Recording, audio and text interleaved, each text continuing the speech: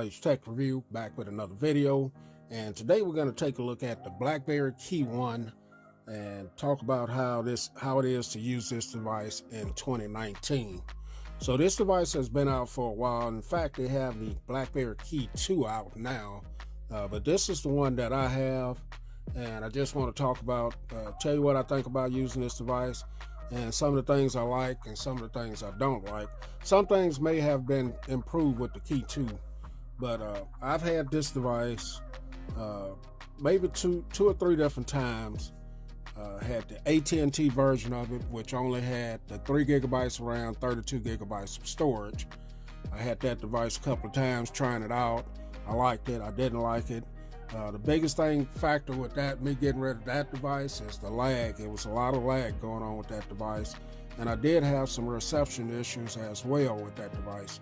So I ended up selling that one. I sold that one a while back, and I've had this version of it right here. This is the limited edition. Now the difference between the one I had with AT&T, this one has an extra gigabyte of RAM. This is 4 gigabytes of RAM, 64 gigabytes of storage, so the storage increased as well.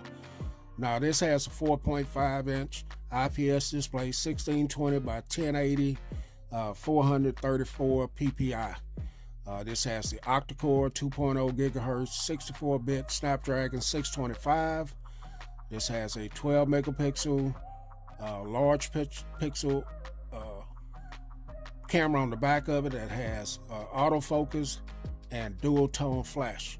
It has an 8 megapixel front camera, and it has a fingerprint sensor, and it says that this is running 7.0 Nougat.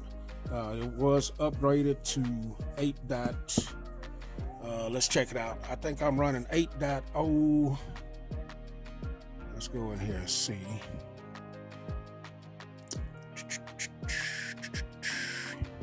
So I'm running 8.1.0 on mine. So it was upgraded after I got it. And I think my AT&T version, I don't think it was running that. So the main reason I picked this up, and I sold that one out and got this one because of the extra gigabyte of RAM. And I can tell you performance has been greatly improved with that extra gigabyte of RAM. So I've had this one for a little over a month. Not using a case on it.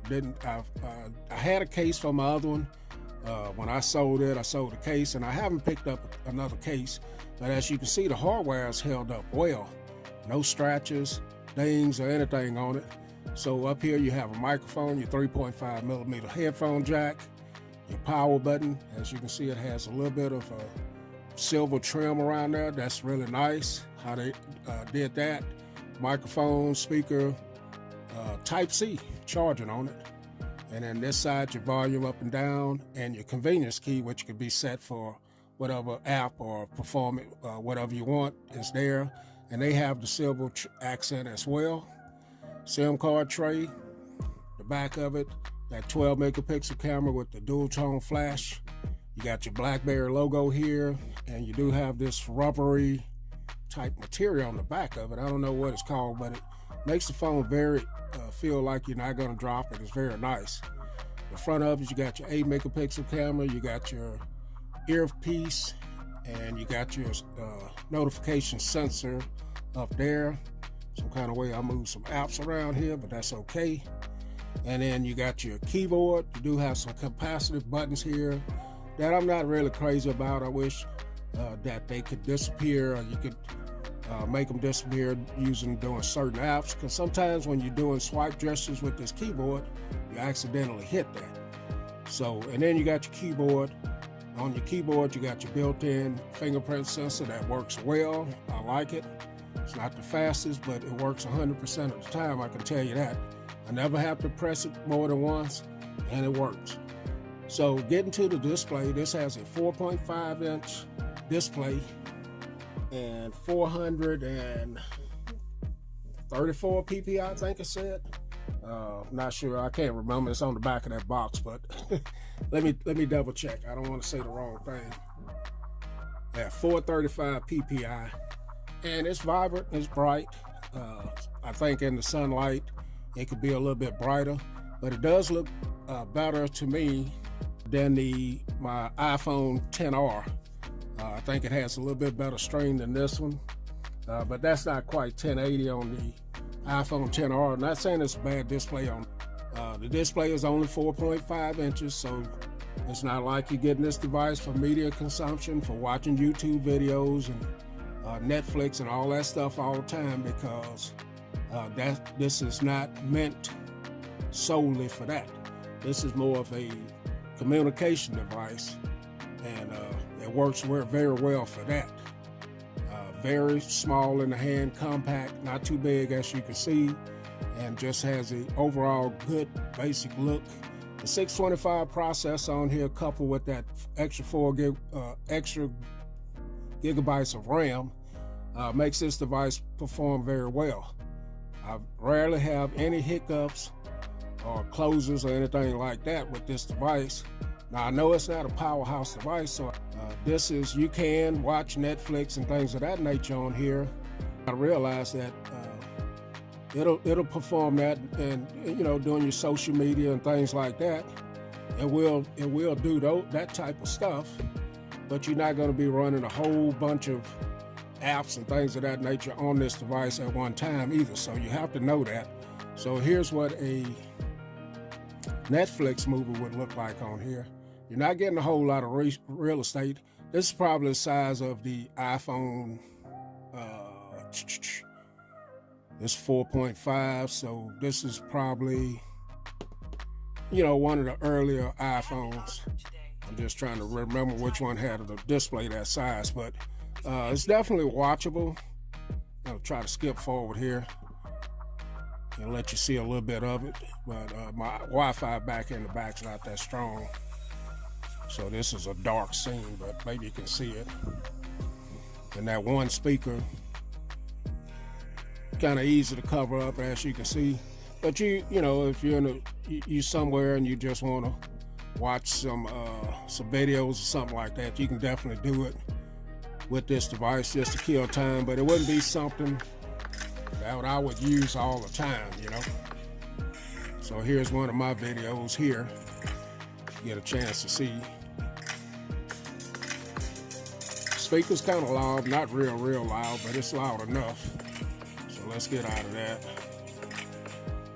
And this is full function Android, so you got your little floating YouTube window right there. You can run dual apps at the same time, just not a lot of real estate with this. So, but battery performance on this, 3505 milliamp battery, running this little small screen, I can get 6.5, 7 hours screen on time easily. But I normally get using it, talking about it in days wise, I can get a couple of days worth of use out of this easily.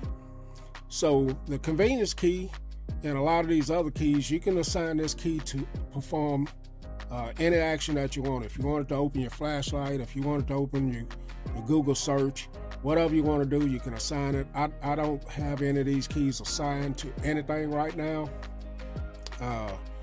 because I prefer just to open the app up. But if I wanted to assign I to Instagram, I could just assign it right there. If I wanted to assign F, if you use Facebook, I can assign it to Facebook, anything like that. And like I said earlier, all of these apps open fast. You can have several apps open at the same time. And with this one, it's been performing well. As far as phone calls, the one I had from AT&T, it had a problem with the reception on that one. A lot of times it would drop calls.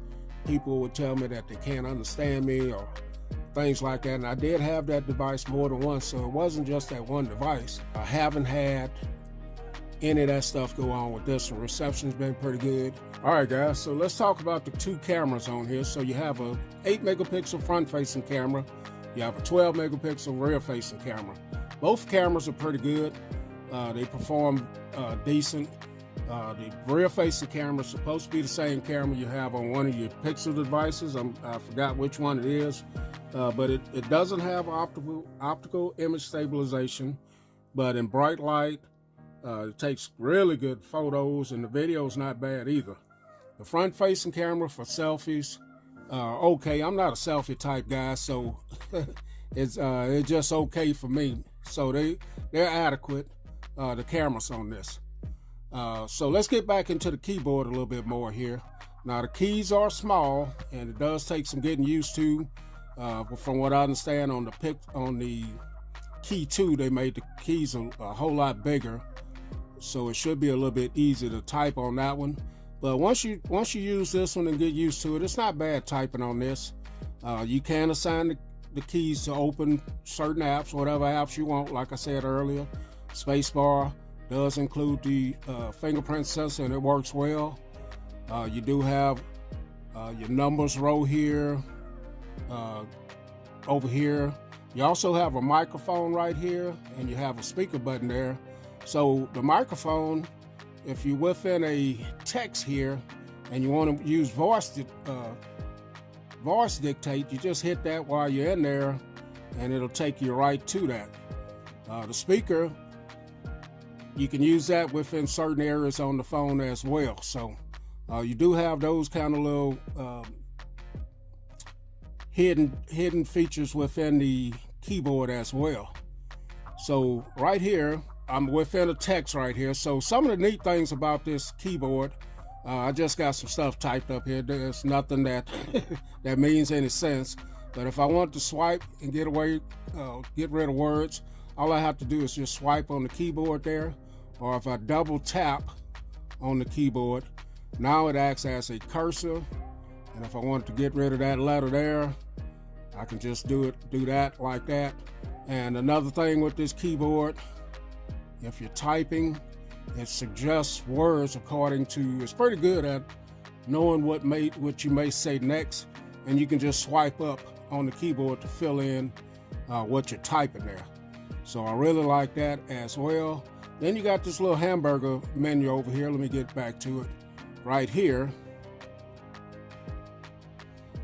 So within this, when you press that little hamburger button there, you do have, you can get into your voice dictate again right there. You can also get into your emojis right here, and there's a bunch of them. You have this button here. So this is, I don't use this at all, but I did see a guy talking about it on one of his videos.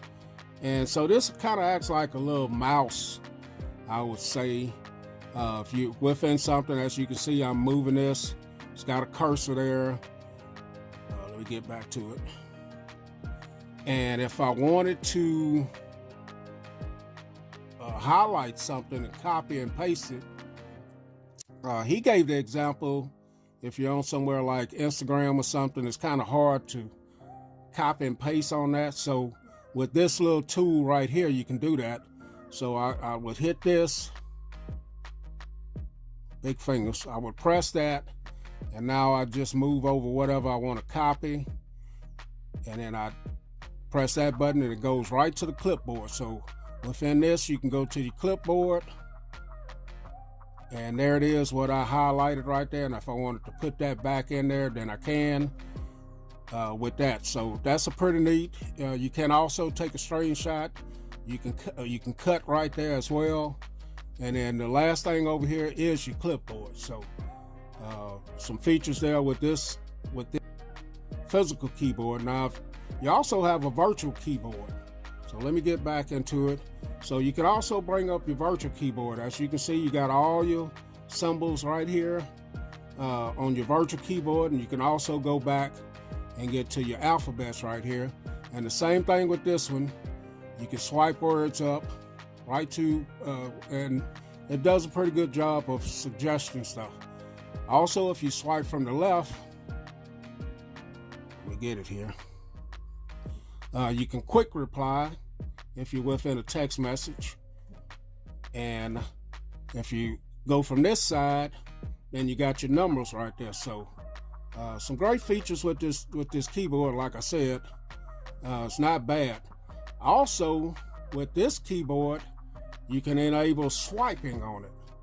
I haven't enabled that, and I don't want to try swiping on a physical keyboard, but you can enable that. So keyboard is very feature rich, and just a great keyboard. If you're picking this device up, that's why you're getting it, and it does help you to move about, typing emails and different things like that pretty good. So the convenience key, if you're within a call, you can mute the call while you're on the call, and you just have to be careful, because sometimes I've muted the call and not know it. My hand would hit the button, and people can't hear me, but I can still hear them, but they're not hearing me. So keyboard is great.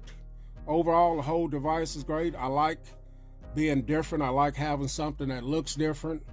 And this one actually performs well with that extra gigabyte of RAM. So if you can pick this device up for under $300, then it's a win to me. When they come down with the prices on the Key 2, then I'll probably pick that one up. But for right now, I'm not going to pay the $600 or some that they want for the Key 2. So, all right, guys, Will H Tech Review. Catch you guys in the next video. I'm out.